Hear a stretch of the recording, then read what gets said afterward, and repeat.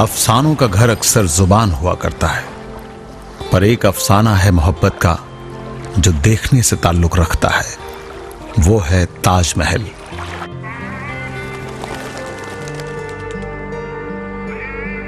ताजमहल एक शहंशाह की मोहब्बत का इतिहास है। मौजूदा वक्त में यह इमारत फानी दुनिया में मोहब्बत का अद्वितीय स्मारक है, शायद इकलौता भी।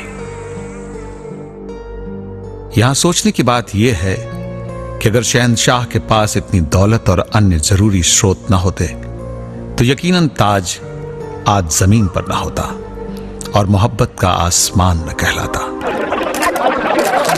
बकौल साहिर ये मुद्दा कुछ इसी तरह का है कि एक शहंशाह ने बनवा के हंसी ताजमहल हम गरीबों की मोहब्बत का उड़ाया है मजाक। वाजिब सवाल यह है कि जिस शख्स के पास ताज बनाने की औकात नहीं, उस गरीब की मोहब्बत क्या इस दुनिया में याद करने के लायक भी नहीं। पर एक गरीब भूमिहीन मजदूर दशरथ मांझी ने शहंशाह की उपलब्धियों के सामने चुनौती पेश कर दी। अपने 2 हाथों की ताकत के सहारे उसने अपने ख्वाब को पूरा कर दिखाया। पत्नी फगुनी देवी के प्रेम से प्रेरणा मिली और अपने दोनों हाथों की ताकत के सहारे 300 फुट ऊंचे पहाड़ को काटकर 360 फुट लंबा और 30 फुट चौड़ा रास्ता बनाया। और दशरथ ने अपना लक्ष्य तय किया कि एक वक्त पर एक पत्थर तोड़ लो, फिर आगे बढ़ो। उन सभी पत्थरों को तोड़ना था जो पत्नी के रास्ते में आड़े आए थे और जिनकी वजह से वो पहाड़ की दरार से गुजरते वक्त फिसल कर गिर गई थीं और घायल भी हो गई थीं। हमारा पत्नी घाड़ा में पानी लेकर के जा रहे थे तो वही दीवार में टकरा के फूट गया। तब दिल में हुआ कि कितना पत्नी के घाड़ा फोड़ दिया होगा। तब यही हमारा भावना में आया। तजवीज करके हम कुआं पर सूते हुए थे तो 12 बजे रात में ऐसा आकाशवाणी हुआ कि नहीं उसको तोड़ दो। ये पूरा वाकया 1962 में बिहार के एक गांव गहलौर में घटित हुआ। गहलौर गया जिले के दूरस्थ और पहाड़ों की श्रृंखला से घिरा इलाका है। गहलौर से वजीरगंज की दूरी पहले 70 किलोमीटर थी। रास्ता घुमावदार था। अब ये दूरी दशरथ की मोहब्बत और मेहनत ने मिटा दी है। मोहब्बत की इस मिसाल के अलावा शाहजहां का ताजमहल और दशरथ मांझी की सड़क में एक और खास बात है, वो ये कि दोनों को पूरा होने में 22 वर्ष लगे।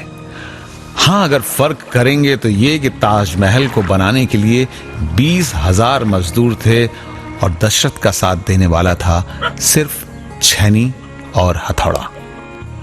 पर 1984 में दशरथ की विजय यात्रा का सुख महसूस करने के लिए उनकी पत्नी उनके साथ नहीं थी, जिसके लिए उन्होंने अहद किया था।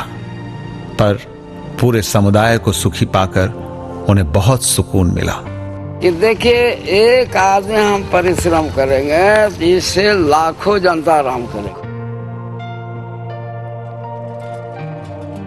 इस उपलब्धि के कारण फर्क आया। दशरथ लोकगीतों का नायक बन गया। अगर गाड़ी पर हमको पूछ देता है कि कैसे तोड़ दिया, हमको हाथ से, हमको सुनो गाड़ी का बनाने वाला कौन है, बना कर छोड़ दो, गाड़ी चलेगा अपने, फिर तो हाथ में चलाता है। मीडिया ने उसे एक और शाहजहां कहा। प्रख्यात कथाकार शैवाल ने अपने उपन्यास आत्मराग में उसकी संघर्ष गाथा को शामिल किया। पिछली सरकारों की गहलौर गांव के लिए पक्की सड़क, प्राथमिक स्वास्थ्य केंद्र और एक स्कूल देने की घोषणाएं कागजी साबित हुई। ट्यूबवेल लगा और बेपानी होकर रह गया। खंबे खड़े हुए पर बिजली नहीं आई। किसी के कहने भर से ही दशरथ दिल्ली तक पैदल यात्रा कराया, लेकिन वो यात्रा उसने रेलवे ट्रैक्स के किनारे किनारे चलकर तय की। आर्थिक तंगी से उसने कभी हार नहीं मानी, लेकिन पहाड़ से गुजरने वाले रास्ते की तकदीर नहीं बदली।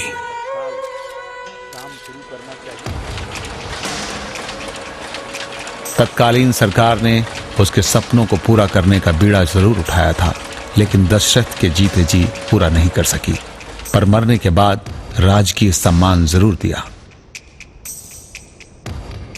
दशरथ की यह सड़क शायद दुनिया की अद्वितीय सड़क होगी, जैसे किसी श्रमिक ने अपने हाथों से गढ़ा हो।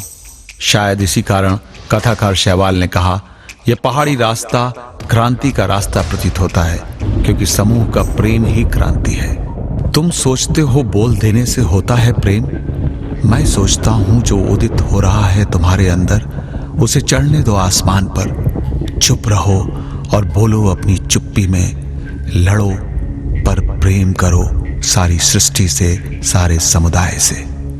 प्रेम नहीं बोलता, क्रांति महज इतना नहीं है कि उठा लो शस्त्र या बोल दो नारा।